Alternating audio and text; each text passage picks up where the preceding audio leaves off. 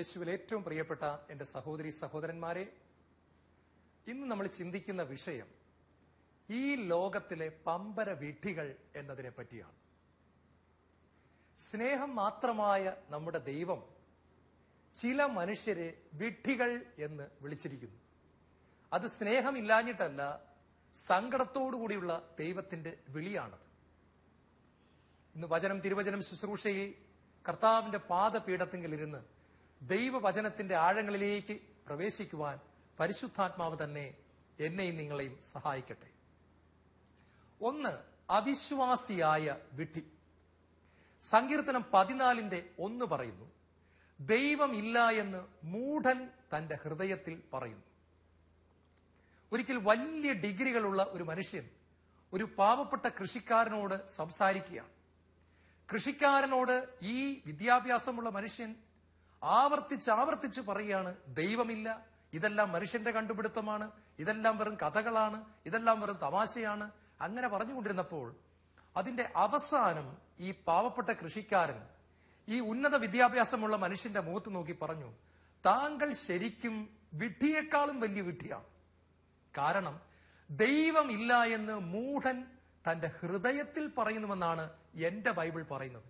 മൂഢന്മാര് ഹൃദയത്തിലേ പറയത്തുള്ളൂ ദൈവമില്ല എന്ന്. താങ്കളോ ഹൃദയത്തിൽ മാത്രമല്ല, താങ്കളുടെ നാവ് കൊണ്ടും അത് പറഞ്ഞുകൊണ്ടിരിക്കുന്നു. അതുകൊണ്ട് താങ്കൾ വിഡ്ഢിയേക്കാളും വലിയ വിഡ്ഢിയാണ്.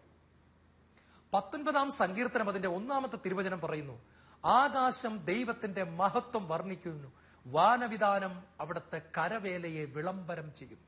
പ്രിയപ്പെട്ടവരെ, മൈക്രോഫോണും സ്പീക്കറും ലൗഡ് സ്പീക്കറും ബോക്സും ഒന്നുമില്ല എങ്കിലും ദൈവത്തിന്റെ വചനം പറയാണ്, ആകാശം ഉച്ചത്തിൽ വിളിച്ചു പറയുന്ന ഒരു സത്യമുണ്ട്, ഒരു ദൈവമുണ്ട്. കോടിക്കണക്കിന് നക്ഷത്രങ്ങൾ മൗനത്തിന്റെ ഭാഷയിൽ ഉച്ചത്തിൽ വിളിച്ചു പറയുന്ന ഒരു സത്യമുണ്ട്. മനുഷ്യരെ, വിഡ്ഢികളെ, ഇങ്ങോട്ട് നോക്കൂ, ഒരു ദൈവമുണ്ട്. ഇത്ര മനോഹരമായി ഞങ്ങളെ സൃഷ്ടിച്ചത് മറ്റാരാണ്? അത് ദൈവമാണ്. ആകാശം ദൈവത്തിന്റെ മഹത്വം വർണ്ണിക്കുന്നു, വാനവിധാനം അവിടുത്തെ കരവേലയെ വിളംബരം ചെയ്യുന്നു. ഇറ്റലി എന്ന് പറയുന്ന രാജ്യത്ത് ഒരു പാവപ്പെട്ട പെൺകുട്ടി പഴക്കച്ചവടം ചെയ്ത് ജീവിച്ചിരുന്നു. അവളുടെ കുഞ്ഞ് കടയിൽ ആപ്പിളും മുന്തിരിങ്ങയും ഒക്കെ വിറ്റ് ജീവിക്കുന്ന കടയിൽ ഒരിക്കലും ഒരു മനുഷ്യൻ കടന്നു വന്നിട്ട് പറഞ്ഞു, നീ എന്താണ് പെൺകുട്ടി വായിച്ചുകൊണ്ടിരിക്കുന്നത്? അവൾ വായിച്ചുകൊണ്ടിരുന്ന പുസ്തകമെടുത്ത് ഈ മനുഷ്യനെ കാണിച്ചിട്ട് പറഞ്ഞു, സർ, ഞാൻ ബൈബിൾ വായിച്ചുകൊണ്ടിരിക്കുകയാണ്. ആ മനുഷ്യൻ പൊട്ടിച്ചിരിച്ചുകൊണ്ട് പറഞ്ഞു, നീ എന്തൊരു വിഡ്ഢിയാണ്, ഒരു ദൈവമില്ല. അവൾ പുഞ്ചിരിച്ചുകൊണ്ട് ആ മനുഷ്യന്റെ മുഖത്ത് നോക്കി പറഞ്ഞു, സർ, അങ്ങനെയാണെങ്കിൽ എനിക്കൊരു കാര്യം പറയാനുണ്ട്, സൂര്യനും ഇല്ല, സൂര്യനും ഇല്ല. അയാൾ പറഞ്ഞു, നീ എന്ത് വിഡ്ഢിതരമാണ് പറയുന്നത്? ഇതിപ്പോ ഒരു കെട്ടിടത്തിന്റെ അകത്താണ്, സൂര്യനെ കണ്ണുകൊണ്ട് കാണാൻ സാധിക്കുന്നില്ല, പക്ഷെ നിനക്ക് ചൂടടിക്കുന്നില്ലേ? ഇത് നട്ടുച്ചയ്ക്ക് 12 മണിയാണ്.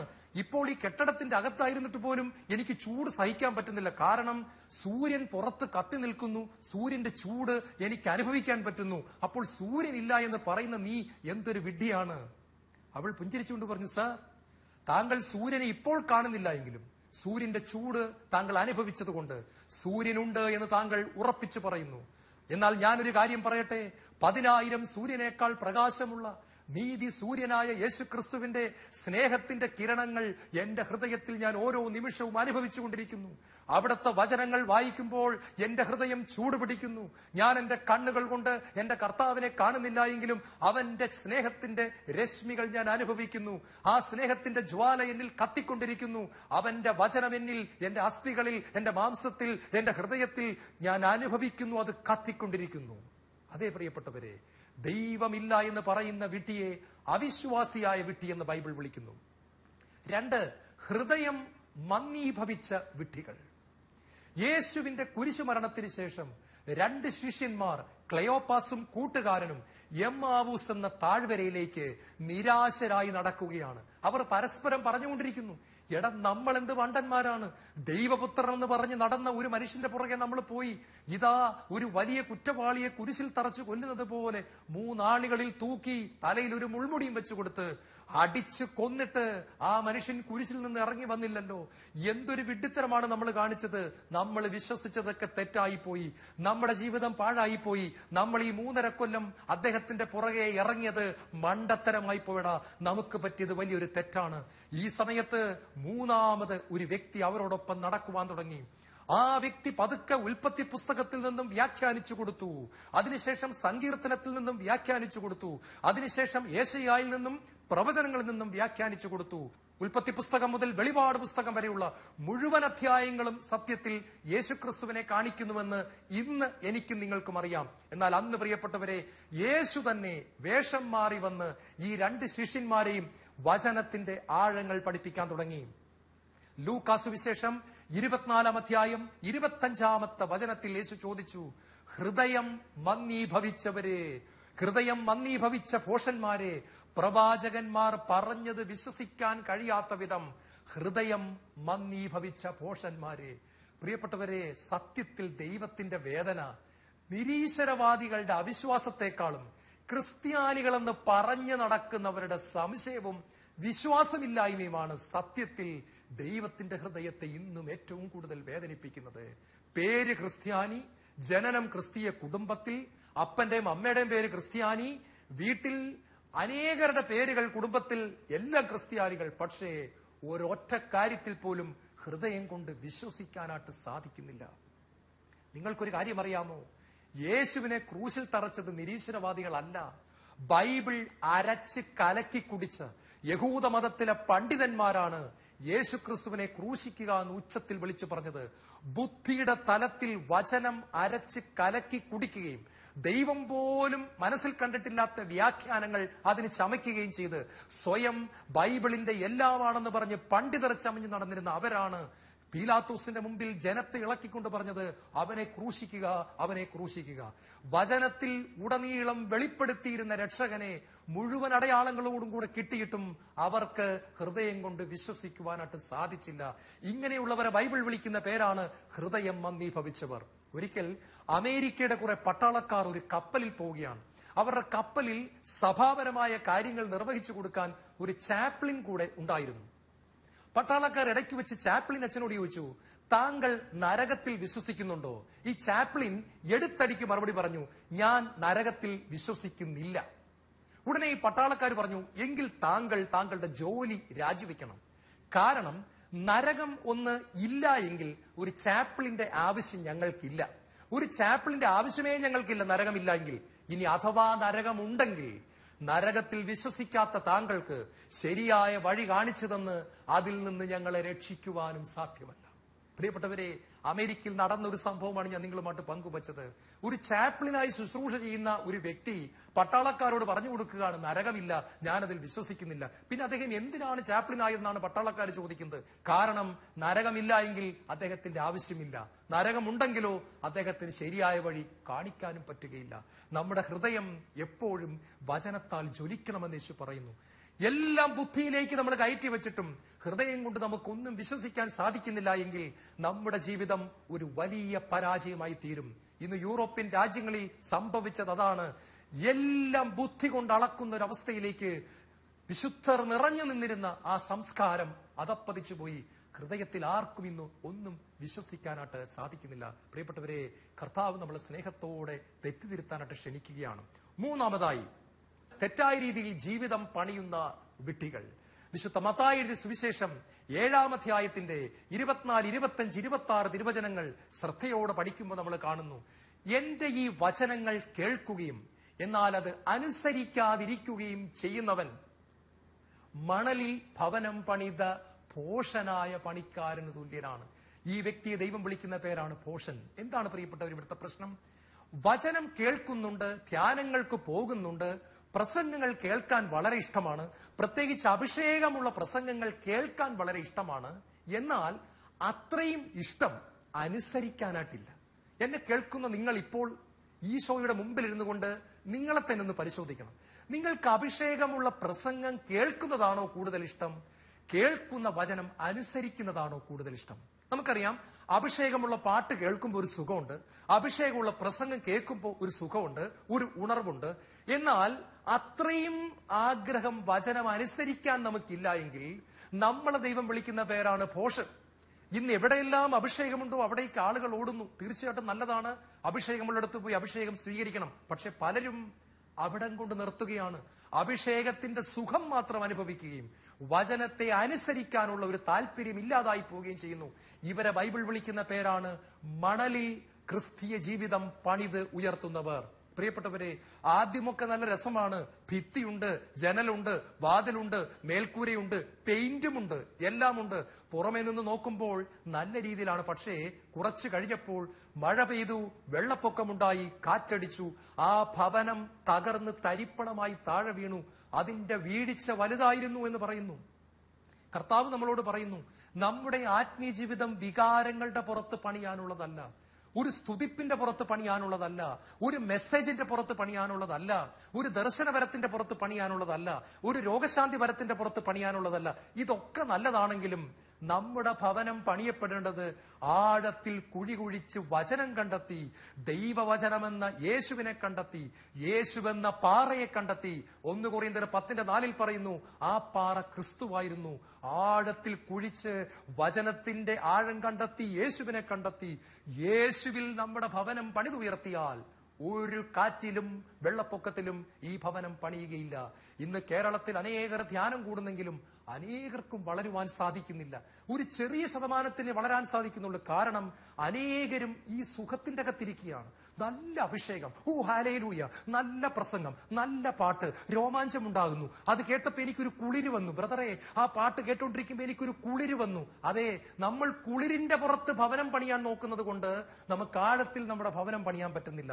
ദൈവം നമുക്ക് അനുഭവം തരുമ്പോൾ സന്തോഷത്തോടെ സ്വീകരിച്ചോണം. പക്ഷേ അനുഭവത്തിന്റെ അപ്പുറത്തേക്ക് പോയി ദൈവപുത്രനായ യേശുവിനെ കണ്ടെത്തി വചനത്തിൽ ഭവനം പണിതുയർത്തുവാൻ കർത്താവ് ഇന്ന് വചനം തിരുവചനം ശുശ്രൂഷയിൽ നമ്മളെ ഓരോരുത്തരെയും സ്നേഹത്തോടെ വിളിക്കുകയാണ്.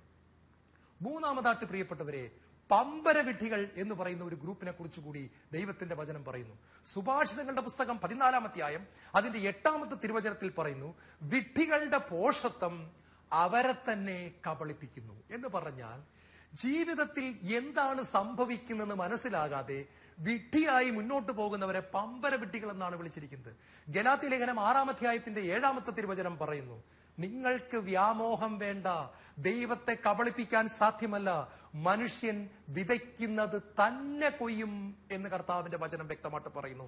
സംഖ്യയുടെ പുസ്തകം 32:23 പറയുന്നു, നിന്റെ പാപം നിന്നെ വേട്ടയാടുക തന്നെ ചെയ്യും. പ്രിയപ്പെട്ടവരെ, ചിലരോട് സംസാരിക്കുമ്പോൾ പറയുന്നത് കേട്ടിട്ടുണ്ട്, ബ്രദറെ ഈ കേൾക്കുന്നതൊക്കെ സത്യമാണെന്ന് ഞങ്ങൾക്ക് അറിയാം കേട്ടോ. വട്ടാലിച്ചും പ്രസംഗിക്കുമ്പോഴും നായ്ക്കമ്പുറമ്പലച്ചും പ്രസംഗിക്കുന്നതും ശാലോമിലെ വചനം തിരുവചനം ഒക്കെ ഞങ്ങൾ കേൾക്കാറുണ്ട് കേട്ടോ. പക്ഷെ വയസ്സ് 28 ആയുള്ളൂ. ഒരു 55 വയസ്സ് വരെ ഒന്ന് അടിച്ച് പൊളിച്ചിട്ട് 55-ാമത്തെ വയസ്സിൽ ഒരു ധ്യാനം കൂടാമെന്നാണ് ഞാൻ തീരുമാനിച്ചിരിക്കുന്നത്. അതിനുശേഷമുണ്ടല്ലോ ഞാൻ എന്റെ ജീവിതം യേശുവിന് വേണ്ടി തന്നെ ചെലവഴിക്കും. ഇങ്ങനെയുള്ളവരെ പറയുന്ന പേരാണ് പമ്പരവിഡ്ഢികൾ. പാപത്തിൽ തുടർന്നിട്ട് വാർദ്ധക്യത്തിൽ എത്തുമ്പോൾ അനുദപിക്കാമെന്ന് ഓർക്കുന്നവരെ ദൈവം വിളിക്കുന്ന പേരാണ് പമ്പരവിഡ്ഢികൾ. നിങ്ങൾക്ക് വ്യാമോഹം വേണ്ട, നിങ്ങൾക്ക് ദൈവത്തെ കബളിപ്പിക്കാൻ സാധ്യമല്ല, മനുഷ്യൻ വിതയ്ക്കുന്നത് തന്നെ കൊയ്യുമെന്ന് ദൈവത്തിന്റെ വചനം പറയുന്നു. പ്രിയപ്പെട്ടവരെ, ഇതാണ് സമയം. നാളെ ഞാനും നിങ്ങളും ജീവിച്ചിരിക്കുമോ ഇല്ലയോ എന്ന് അറിഞ്ഞുകൂടാ. നിങ്ങൾക്കറിയാമോ, എന്റെ കൂടെ മെഡിക്കൽ കോളേജിൽ ഡോക്ടറാകാൻ പഠിച്ച എന്റെ 5 കൂട്ടുകാർ ഇപ്പോൾ തന്നെ മരിച്ചുപോയി. ഞങ്ങൾ 100 പേരാണ് ഒരുമിച്ച് മെഡിക്കൽ കോളേജിൽ പഠിച്ചത്. ഈ പ്രായം എത്തുന്നതിന് മുമ്പ് തന്നെ 5 പേർ ഈ ലോകത്തോട് കടന്നുപോയി. അവരെല്ലാം അന്ന് മെഡിക്കൽ കോളേജിൽ വലിയ സ്വപ്നങ്ങൾ കണ്ടവരാ. 80 വയസ്സാകുമ്പോ അത് ചെയ്യണം, 90 വയസ്സാകുമ്പോ അത് ചെയ്യണം, 95 ആകുമ്പോ അത് ചെയ്യണം, ഇത് ചെയ്യണം, മക്കൾക്ക് വേണ്ടി അത് ചെയ്യണം. ഒന്നും നടന്നില്ല. ചിലരെങ്കിലും 35 വയസ്സാകുന്നതിന് മുമ്പേ മരിച്ചുപോയി. 2 പേര് 30 വയസ്സെത്തുന്നതിന് മുമ്പേ മരിച്ചുപോയി. ഒന്നും നേടാനായില്ല പ്രിയപ്പെട്ടവരെ. ഡിഗ്രി മാത്രം കൈ കിട്ടി. അതിനുശേഷം ജീവിതം അവസാനിക്കുകയാണ്. നമുക്കൊന്നു പറഞ്ഞുകൂടാ, ഒരു പമ്പര വിഡ്ഢി ആകരുതെന്ന് കർത്താവ് നമ്മളെ വിളിക്കുന്നു. 4, ഹ്രസ്വദൃഷ്ടിയായ വിഡ്ഢി. ലൂക്കാസ് സുവിശേഷം 12-ാം അധ്യായത്തിൽ ഒരു ധനികനായ സമ്പന്നനായ മനുഷ്യനെ കുറിച്ച് പറയുന്നു. അദ്ദേഹം തന്നെത്താൻ പറയുകയാണ്, ഞാൻ എന്റെ അറപ്പുരകൾ പൊളിച്ച് കൂടുതൽ വലിയവ പണിയും, അതിലെന്റെ വിഭവങ്ങളും ധാന്യങ്ങളും ഞാൻ ശേഖരിക്കും. അതിനുശേഷം ഞാൻ എന്റെ ആത്മാവിനോട് പറയും, ആത്മാവേ തിന്നു കുടിച്ച് ആനന്ദിക്കുക, അനേക വർഷത്തേക്ക് വേണ്ട കാര്യങ്ങൾ ഞാൻ സംഭരിച്ചു വച്ചിരിക്കുന്നു, ആനന്ദിക്കുക. അടുത്ത വചനം ശ്രദ്ധിക്കുക. ദൈവമാ മനുഷ്യനെ രാത്രിയിൽ വിളിക്കുക, ഭോഷാ, ഇന്ന് രാത്രിയിൽ നിന്റെ ജീവൻ എടുത്താൽ ഈ സംഭരിച്ചു വച്ചിരിക്കുന്നത് ആരുടേതായി തീരും? ഭോഷ അഥവാ വിഡ്ഢി അഥവാ ഫൂൾ. ദൈവം ഈ മനുഷ്യനെ വിളിക്കുന്ന പേരാണ് വിഡ്ഢി. കാരണം ഈ മനുഷ്യൻ ഹ്രസ്വദൃഷ്ടിയാണ്. നമ്മൾ ഷോർട്ട് സൈറ്റ് എന്ന് പറയത്തില്ലേ, ചില ആളുകളെ കണ്ടിട്ടില്ലേ, അവർക്ക് ദൂരെ ഉള്ളതൊന്നും കാണാൻ പറ്റത്തില്ല, അടുത്തുള്ളത് മാത്രമേ ഇങ്ങനെ വായിക്കാൻ പറ്റത്തുള്ളൂ. ഇതിനെയാണ് നമ്മൾ ഷോർട്ട് സൈറ്റ് എന്ന് പറയുന്നത്, ഹ്രസ്വദൃഷ്ടി. ഇതുപോലെയാണ് ഈ സമ്പന്നൻ. ഇയാൾ ഇവിടത്തെ കാര്യം മാത്രം ഇങ്ങനെ ചിന്തിക്കുക. ഞാൻ ഒത്തിരി സമ്പാദിച്ചു വെച്ചിട്ടുണ്ട്, എന്റെ മക്കളും എന്റെ മക്കളുടെ മക്കളും എന്റെ മക്കളുടെ മക്കളും, പിന്നെ ഞാൻ 99 വയസ്സ് വരെ അവരോടൊപ്പം ജീവിക്കും, അവരെന്നെ നോക്കും. ഇങ്ങനെയൊക്കെ സ്വപ്നം കാണുന്ന ഈ ഹ്രസ്വദൃഷ്ടി, ദൂരെയുള്ള നിത്യതയുടെ കാര്യങ്ങൾ കാണാൻ പറ്റാത്ത മനുഷ്യൻ, മരണത്തിനപ്പുറമുള്ള കാര്യത്തെക്കുറിച്ച് ചിന്തിക്കാത്ത മനുഷ്യൻ, അവനെ ദൈവം വിളിക്കുന്ന പേരാണ് വിഡ്ഢി. ഒരിക്കൽ സ്കൂളിൽ 1ാം റാങ്ക് മേടിച്ച ഒരു കുട്ടി സ്കൂളിന്റെ മാനേജർ അച്ഛനെ കാണാൻ ചെന്നു. ഒരു കത്തോലിക്ക സ്കൂളാണ്. മാനേജർ അച്ഛൻ നല്ലൊരു അച്ഛനായിരുന്നു. അച്ഛൻ ഈ കുട്ടിയോട് ചോദിച്ചു, മോനെ, നീ എല്ലായിടത്തും 1ാം റാങ്ക് ആണല്ലോ, നീ 10ാം ക്ലാസ് പാസ്സായിട്ട് എന്ത് ചെയ്യും? അവൻ പറഞ്ഞു, ഞാൻ +1 +2 ചേരും, ഞാൻ സയൻസ് ഗ്രൂപ്പ് എടുക്കും. അച്ഛൻ ചോദിച്ചു, എന്നിട്ട് ഞാൻ എൻട്രൻസ് എഴുതും, എന്നിട്ടോ ഞാൻ മെഡിക്കൽ കോളേജിൽ പഠിക്കും, എന്നിട്ടോ ഞാൻ ഡോക്ടറാകും, എന്നിട്ടോ ഞാൻ PG എടുക്കും, എന്നിട്ടോ ഞാൻ സൂപ്പർ PG എടുക്കും, ഞാൻ DM എടുക്കും, ഞാൻ കാർഡിയോളജിസ്റ്റ് ആവച്ച, എന്നിട്ടോ ഞാൻ കല്യാണം കഴിക്കും, എന്നിട്ടോ എനിക്ക് കുഞ്ഞുങ്ങൾ ഉണ്ടാകും, എന്നിട്ടോ ഞാൻ ഇഷ്ടം പോലെ പൈസ ഉണ്ടാക്കും, എന്നിട്ടോ എനിക്ക് വയസ്സാകും, എന്നിട്ടോ ഞാൻ മരിക്കും. അച്ഛൻ അവിടെ കൊണ്ട് നിർത്തിയില്ല. എന്നിട്ടോ അപ്പ അവന്റെ വാ തുറന്നു വന്നു. മരിക്കുന്നത് വരെ മാത്രമേ അവൻ കണക്ക് കൂട്ടിയിട്ടുള്ളൂ.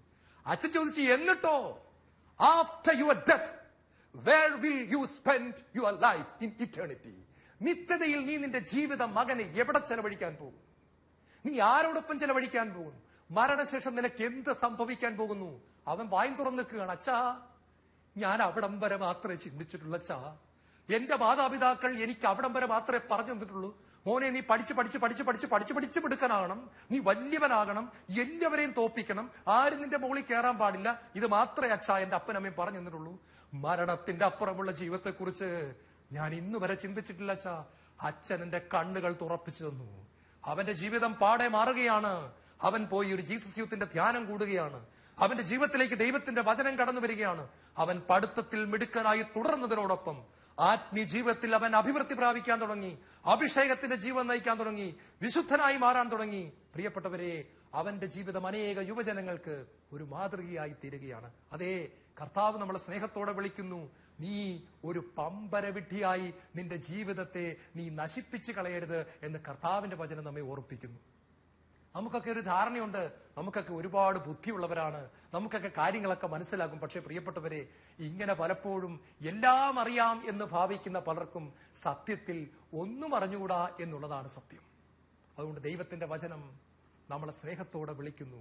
ഒരു വിഡ്ഢിവേഷം കെട്ടാതെ ഒരു ബുദ്ധിയുള്ള മകനായി, ഒരു ബുദ്ധിയുള്ള മകളായി, ദൈവത്തിന്റെ കുഞ്ഞായി തീരാൻ കർത്താവ് നമ്മളെ സ്നേഹത്തോടെ വിളിക്കുക. ഒരു വിഡ്ഢിയെക്കുറിച്ച് കൂടെ ബൈബിൾ പറയുന്നു. യേശു ക്രിസ്തുവിന് വേണ്ടി വിഡ്ഢിയായിത്തീരുന്നവർ. 1 കൊരിന്ത്യർ 4-ാമത്തെ അധ്യായത്തിൽ പൗലോസ് ലീഹ ഇങ്ങനെ പറയുന്നു, ഞങ്ങളോ ക്രിസ്തുവിനെ പ്രതി വിഡ്ഢികൾ. എന്റെ പ്രിയപ്പെട്ട സഹോദരി സഹോദരന്മാരെ, ദൈവം അംഗീകരിക്കുന്ന വിഡ്ഢിത്തരമെന്ന് പറയുന്നത് യേശു ക്രിസ്തുവിന് വേണ്ടി ഒരു വിഡ്ഢിയായി തീരുക എന്നുള്ളതാണ്. ഗമാലിയേൽ എന്ന് പറയുന്ന ബൈബിൾ പണ്ഡിതന്റെ, പ്രൊഫസറിന്റെ പാദത്തിങ്കലിരുന്ന് ദൈവത്തിന്റെ വചനം പഠിച്ച പൗലോസിന്റെ സ്വന്തം അപ്പനെ കുറിച്ച് പറഞ്ഞിരിക്കുന്നു, 12 കപ്പലുകൾ ഉണ്ടായിരുന്ന ധനാട്യൻ, യഹൂദ കുടുംബത്തിൽ പിറന്നവൻ, റോമാ പൗരൻ, ഒന്നിനും കുറവില്ലാത്തവൻ, പാണ്ഡിത്യത്തിലും കുടുംബമഹിമയിലും കുലീനത്വത്തിലും എല്ലാം മുന്നിട്ട് നിന്ന പൗലോസ് 1 കൊരിന്ത്യർ 4-ാം അധ്യായത്തിൽ വിളിച്ചു പറയുന്നു, ഞങ്ങൾ ക്രിസ്തുവിനെ പ്രതി ഭോഷന്മാർ, we are fools for Christ's sake. യേശുവിന് വേണ്ടി ഞങ്ങൾ വിഡ്ഢികളായിരിക്കുന്നു. അപ്പോസ്തല പ്രവർത്തനം 17-ാം അധ്യായത്തിന്റെ 18-ാമത്തെ തിരുവചനത്തിൽ നമ്മൾ ഇങ്ങനെ കാണുന്നു, സ്റ്റോയിക് ചിന്തകന്മാരും എപ്പിക്യൂരിയൻ ചിന്തകന്മാരും പൗലോസിനെ നോക്കിക്കൊണ്ട് ഇങ്ങനെ പറഞ്ഞു, ഈ വിഡ്ഢി എന്ത് പറയാനാണ് ഭാവിക്കുന്നത്? പ്രിയപ്പെട്ടവരെ, ലോകത്തിന്റെ തലത്തിൽ ഉന്നതമായ ഡിഗ്രികൾ കരസ്ഥമാക്കിയ പൗലോസ് യേശുവിന് വേണ്ടി ഒരു പോഷനായി തീർന്നപ്പോൾ ലോകത്തിന്റെ വിജ്ഞാനികൾ പൗലോസിനെ വിളിച്ച പേരാണ് ഈ വിഡ്ഢി എന്ത് പറയാനാണ് ഭാവിക്കുന്നതെന്ന്. അപ്പോസ്തല പ്രവർത്തനം 17-18. പൗലോസ് പക്ഷേ അതിൽ അഭിമാനിക്കുകയാണ് ചെയ്തത്. നമുക്കെല്ലാം ഇഷ്ടമുള്ള വിശുദ്ധനാണ് ഫ്രാൻസിസ് അസീസി. അദ്ദേഹം യേശു ക്രിസ്തുവിന് വേണ്ടി ഒരു വിഡ്ഢിയായി തീർന്നു. അദ്ദേഹത്തെ കല്ലുകൾ വരെ പെറുക്കിയെറിഞ്ഞ ജനങ്ങൾ അന്നുണ്ട്. അദ്ദേഹത്തെ അന്ന് ആർക്കും മനസ്സിലാക്കാൻ സാധിച്ചില്ല. സ്വന്തം അപ്പൻ പോലും ഇങ്ങനെ വിളിച്ചു പറഞ്ഞു, എനിക്ക് ഭ്രാന്തനായ ഈ ഒരു മകൻ ജനിച്ചു പോയല്ലോ, എന്റെ കുടുംബത്തിന്റെ മാനം കെടുത്താൻ ഇങ്ങനത്തെ ഒരു ഭ്രാന്തൻ എനിക്ക് ജനിച്ചല്ലോ. പക്ഷേ പ്രിയപ്പെട്ടവരെ, നൂറുകണക്കിന് വർഷങ്ങൾ കഴിഞ്ഞിട്ട് ഇന്ന് ലോകവും സഭയും അദ്ദേഹത്തെ വിളിക്കുന്നു രണ്ടാം ക്രിസ്തു. ഇന്ന് അദ്ദേഹത്തെ പോഷണം നല്ല വിളിക്കുന്നത്, പകരം സെക്കൻഡ് ക്രൈസ്റ്റ്, ഒരു മൂന്നാം ക്രിസ്തു എന്ന് വിളിക്കുവാൻ ഒരു വിശുദ്ധൻ സഭയിൽ ഉണ്ടായിട്ടില്ല.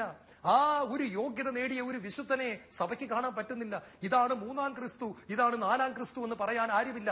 അതുപോലെ വിശുദ്ധരുടെ കൂട്ടത്തിൽ ഉന്നതിയിൽ നിൽക്കുന്ന രണ്ടാം ക്രിസ്തു എന്നറിയപ്പെടുന്ന യേശുവിന്റെ പഞ്ചശതങ്ങൾ ആണികളോടുകൂടി ഏറ്റുവാങ്ങിയ ഏക വിശുദ്ധൻ. സഭയിൽ അനേകർക്ക് പഞ്ചശതം കിട്ടിയിട്ടുണ്ടെങ്കിലും ആണികളോടുകൂടി പഞ്ചശതം കിട്ടിയ ഏക വിശുദ്ധനായി ഫ്രാൻസിസ് അസീസി നിൽക്കുന്നു. അനേക വിശുദ്ധർക്ക് യേശുവിന്റെ മുറിവുകൾ ഉണ്ടായിട്ടുണ്ട്. എന്നാൽ ഫ്രാൻസിസിന്റെ മുറിവുകൾക്ക് ഒരു പ്രത്യേകതയുണ്ട്, അതിൽ ആണികൾ വന്ന് തറച്ചു. പ്രത്യക്ഷപ്പെട്ട യേശുവിന്റെ കരങ്ങളിൽ നിന്നും ഫ്രാൻസിസിന്റെ കരങ്ങളിലേക്കും കാലുകളിലേക്കും ആണികൾ തറയ്ക്കപ്പെടുകയുണ്ടായി. പ്രിയപ്പെട്ടവരെ, ഫ്രാൻസിസ് യേശുവിന് വേണ്ടി ഒരു പോഷനായി തീർന്നു. ഞാൻ ഓർക്കുന്നുണ്ട്, നായ്ക്കമ്പറമ്പലച്ചനെ ദൈവം അനേകം വർഷങ്ങൾക്ക് മുമ്പ് വിളിച്ചു. അതിനു മുമ്പ് ഹല്ലേലൂയ വിളികളൊന്നും നമ്മളാരും ഇങ്ങനെ കേട്ടിട്ടില്ല. കത്തോലിക്ക സഭയിലെ ഒരു വൈദികൻ എഴുന്നേറ്റ് നിന്നിട്ട് ഹല്ലേലൂയ ഹല്ലേലൂയ ഹല്ലേലൂയ എന്ന് പടക്കം പൊട്ടുന്നതുപോലെ സ്തുതിച്ചു. തീർന്നില്ല, അച്ഛൻ ഒന്നുകൂടെ പറഞ്ഞു, തകർച്ചകളെ പ്രതി കൂടെ മക്കളെ ദൈവത്തെ സ്തുതിക്കാൻ. അന്ന് വരെ തകർച്ചകൾക്ക് വേണ്ടി രക്ഷിക്കണേ രക്ഷിക്കണേ എന്ന് നിലവിളിക്കുന്ന നമ്മളെ നോക്കി അച്ഛൻ പഠിപ്പിച്ചു, മക്കളെ തകർച്ചകളെ പ്രതി ദൈവത്തെ സ്തുതിക്ക്, ഹല്ലേലൂയ ഹല്ലേലൂയ. അച്ഛനെ അന്ന് അനേകർ വിളിച്ചു. ക്രിസ്തീയ ലോകത്തിന്റെ അകത്തും പുറത്തും, സഭയുടെ അകത്തും പുറത്തും അനേകർ വിളിച്ചു ഭ്രാന്തൻ, ബുദ്ധി കെട്ടുപോയവൻ, കൺട്രോള് പോയവൻ, അങ്ങനെ അനേകർ വിളിച്ചു. പരിഹാസവും നിന്നയും ഏറ്റുവാങ്ങി നായ്ക്കമ്പറമ്പലച്ചനും പനക്കലച്ചനും കൈകോർത്ത് പിടിച്ച് മുന്നോട്ട് പോയി. 1980 അവസാന നാളുകൾ നിന്നയും പരിഹാസവും ഏറ്റുവാങ്ങി യേശുവിന് വേണ്ടി ഒരു പോഷനായി തീരാൻ അവർ തീരുമാനമെടുത്തപ്പോൾ കത്തോലിക്ക സഭ കേരളത്തിൽ കണ്ട, കേരള സഭ കണ്ട ഏറ്റവും വലിയ ഉണർവ് അവിടെ രൂപം കൊള്ളുകയാണ്. ലക്ഷക്കണക്കിന് അക്രൈസ്തവർ യേശു ക്രിസ്തുവിനെ ഹൃദയത്തിൽ കർത്താവും രക്ഷകനുമായി സ്വീകരിച്ച് പാപങ്ങൾ ഏറ്റുപറഞ്ഞ് യേശു ജീവിക്കുന്ന ദൈവമെന്ന് തിരിച്ചറിയുന്ന കൊടുങ്കാറ്റ് പോലെ പരിശുദ്ധാത്മാവ് വീശിയടിച്ച കേരള സഭയിലെ നവീകരണ കാലം ഞാൻ ഓർക്കുകയാണ്. ഞാൻ ഉൾപ്പെടെ അനേകർ ആ നാളുകളിൽ ദൈവവചനം കേൾക്കാൻ ഓടിക്കൂടി. പ്രിയപ്പെട്ടവരെ, മറന്നു പോകരുത്, 1994 ഡിവൈൻ ധ്യാന കേന്ദ്രത്തിൽ ഓഗസ്റ്റ് മാസത്തിൽ അവസാന ആഴ്ചയിൽ നടന്ന ധ്യാനം, അതിലാണ് ഞാൻ പങ്കെടുത്തത്. തുടക്കം മുതൽ അവസാനം വരെ ഒരു കൊച്ചു കുഞ്ഞിനെ പോലെ പൊട്ടിക്കരഞ്ഞ് ദൈവവചനത്തിന്റെ ശക്തിയും പരിശുദ്ധാത്മാഭിഷേകത്തിന്റെ സൗന്ദര്യവും ഈ കൊച്ചു ജോൺ ആൾക്കൂട്ടത്തിലിരുന്നെന്ന് അനുഭവിച്ചു. ഞാൻ പറഞ്ഞു, കർത്താവേ, പലക്കലച്ചിന് കൊടുത്ത അഭിഷേകം എനിക്ക് തരണം, നായ്ക്കമ്പറമ്പലച്ചിന് കൊടുത്ത പരിശുദ്ധാത്മാഭിഷേകം എനിക്ക് വേണം കർത്താവേ, എനിക്കത് വേണം കർത്താവേ, എനിക്കത് വേണം. അടുത്ത നാളുകളിൽ വട്ടായിലച്ചൻ എന്ന് പറയുന്ന ഒരു വൈദികൻ ഒരു പോഷനാകാൻ തീരുമാനിച്ചപ്പോൾ, കൈപൊക്കി തുള്ളിച്ചാടാൻ തീരുമാനമെടുത്തപ്പോൾ, കണ്ടു നിൽക്കുന്നവർക്ക് അത്ഭുതം തോന്നുന്ന തരത്തിൽ കൊച്ചു കുഞ്ഞിനെ പോലെ തുള്ളിച്ചാടി ദൈവത്തെ ആരാധിക്കാൻ തീരുമാനമെടുത്തപ്പോൾ ദൈവത്തിന്റെ അഭിഷേകം അദ്ദേഹത്തിന്റെ മേലും കടന്നു വന്നു. ആരെല്ലാം ക്രിസ്തുവിന് വേണ്ടി വിഡ്ഢികളായി തീരുന്നു, ലോകത്തിന്റെ കയ്യടി എനിക്ക് വേണ്ട, ലോകത്തിന്റെ അംഗീകാരം എനിക്ക് വേണ്ട, എന്റെ സ്വർഗത്തിലെ പിതാവിന്റെ കയ്യടി മതി, സ്വർഗത്തിലെ ദൈവത്തിന്റെ അംഗീകാരം മതി എന്ന് പറഞ്ഞ് ഒരു പോഷനായി മാറുമ്പോൾ ദൈവത്തിന്റെ അഭിഷേകം ആ വ്യക്തിയുടെ മേൽ ശക്തമായിട്ട് കടന്നു വരികയാണ്. പ്രിയപ്പെട്ടവരെ, മറന്നു പോകരുത്, നമ്മൾ ഇന്ന് ഡിഗ്രിറ്റി നോക്കിക്കൊണ്ടിരിക്കുക. ബ്രദറെ, അങ്ങനെയൊന്നും അങ്ങോട്ട് പ്രാർത്ഥിക്കല്ലേ, നമ്മൾ ഇച്ചിരി സ്റ്റാൻഡേർഡ് വേണ്ടേ പ്രാർത്ഥനയ്ക്ക്? നമുക്ക് എല്ലാത്തിനും ഒരു സ്റ്റാൻഡേർഡ് വേണം. നമ്മളിങ്ങനെ സ്റ്റാൻഡേർഡ് ഇല്ലാത്ത പ്രാർത്ഥന പ്രാർത്ഥിക്കരുത്. ഞാൻ ഒരു കാര്യം പറയാൻ ആഗ്രഹിക്കുക, കുരിശിലേക്ക് നോക്കുക. യേശു നഗ്നനായിരുന്നു, വസ്ത്രമില്ലായിരുന്നു. പെയിന്റർമാരും കലാകാരന്മാരും കൂടെയാണ് യേശുവിന്റെ അരക്കെട്ടിൽ ഒരു വസ്ത്രം തുന്നിപ്പിടിപ്പിച്ചിരിക്കുന്നത്. He was totally naked on the cross. അവൻ കുരിശിൽ നഗ്നനായി. അവൻ ദൈവമായിരുന്നിട്ടും എനിക്കും നിങ്ങൾക്കും വേണ്ടി നഗ്നനാകാൻ അവൻ മടി കാണിച്ചില്ല. പ്രിയപ്പെട്ടവരെ, അവൻ അവന്റെ ഡിഗ്നിറ്റി മാറ്റിവെച്ചു, മഹത്വം മാറ്റിവെച്ചു, അവൻ എളിമപ്പെട്ടു. പിന്നെ നമ്മൾ എന്തിനാ ഡിഗ്നിറ്റി നോക്കുന്നത് പ്രാർത്ഥിക്കുമ്പോൾ? ആരെ കാണിക്കാനാണ് ഡിഗ്നിറ്റി?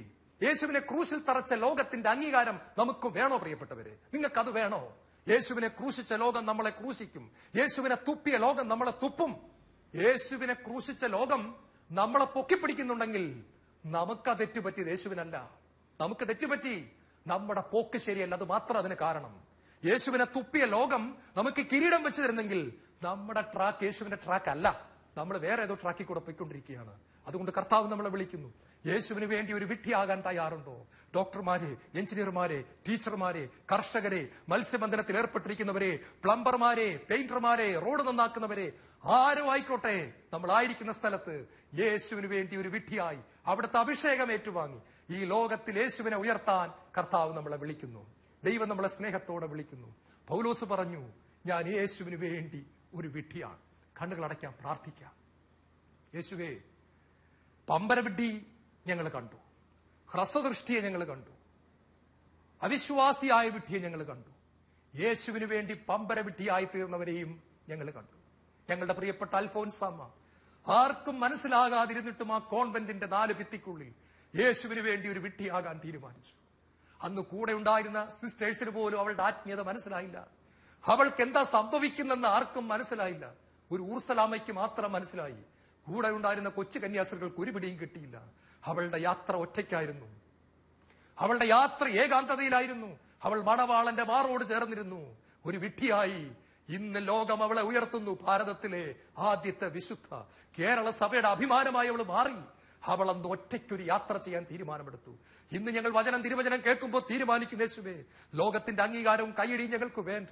ഞങ്ങൾ ഞങ്ങളുടെ വഴി മാറ്റിച്ചവിട്ടുന്ന കർത്താവേ, നടപ്പ് ഞങ്ങൾ മാറ്റുകയാണ്, തീരുമാനമെടുക്കുന്നു. ഞങ്ങൾക്ക് അങ്ങേ മതി കർത്താവേ, നിന്റെ അഭിഷേകം മതി ഞങ്ങൾക്ക്, നിന്റെ സ്നേഹം മതി ഞങ്ങൾക്ക്, നിന്റെ പരിശുദ്ധി മതി ഞങ്ങൾക്ക്. നിന്റെ അഗ്നി കൊണ്ട് ഞങ്ങളെ ഓരോരുത്തരും ഇപ്പോൾ അഭിഷേകം ചെയ്യണമേ കർത്താവേ. നിന്റെ പരിശുദ്ധി കൊണ്ട് ഞങ്ങളെ നിറയ്ക്കണമേ. നിനക്ക് വേണ്ടി പൗലോസിനെ പോലെ ഒരു പോഷനായി തീർന്ന് ഈ ലോകം, പാപം നിറഞ്ഞ ഈ ലോകത്തിൽ അനേക ജനങ്ങളെ നേടുവാൻ, യേശുവിന്റെ മഹത്വം കാണിച്ചു കൊടുക്കുവാൻ ഞങ്ങളെ അനുഗ്രഹിക്കണമേ എന്ന് പ്രാർത്ഥിക്കുന്നു. യേശുവേ സ്തോത്രം, യേശുവേ നന്ദി, യേശുവേ ആരാധന.